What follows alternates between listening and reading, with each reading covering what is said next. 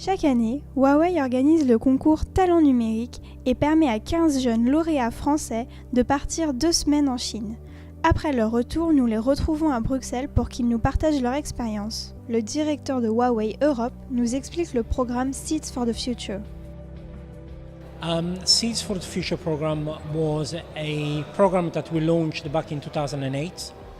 The objective is manifold, but I think it was predominantly because we realized that there was a skill gap between the people that we were trying to recruit and also between the requirement that we wanted as a company to grow.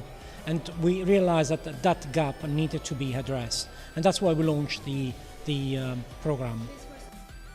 À 2 pas du Parlement européen, les lauréats de tous les pays se sont retrouvés pour échanger et certains sont revenus sur l'exposé qui leur a fait gagner le concours.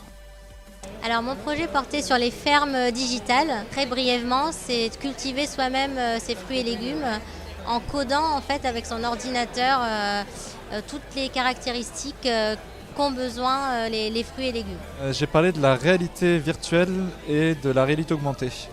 C'est-à-dire que je pense que on essaye d'avoir de plus en plus des appareils qui sont donc déplaçables, avec lesquels on peut voyager, mais en même temps, par exemple, avec un téléphone, on ne va pas pouvoir faire ce qu'on fait avec un ordinateur.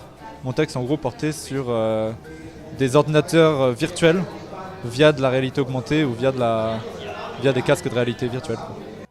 En Chine, les lauréats ont suivi des cours sur la culture chinoise, mais un seul mot leur revient, humain.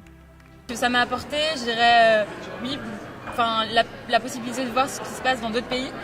Typiquement, on a rencontré des gens qui venaient du Zimbabwe. Je ne connaissais pas du tout la situation, ne serait-ce que politique ou même au niveau des technologies, je ne sais pas où est-ce qu'ils en sont. Donc c'était assez enrichissant de pouvoir se confronter à d'autres personnes sur ces sujets-là. Oui, j'ai appris pas mal de choses parce que je ne suis pas dans les télécommunications, donc tout ce que j'ai appris là-bas, c'était du plus.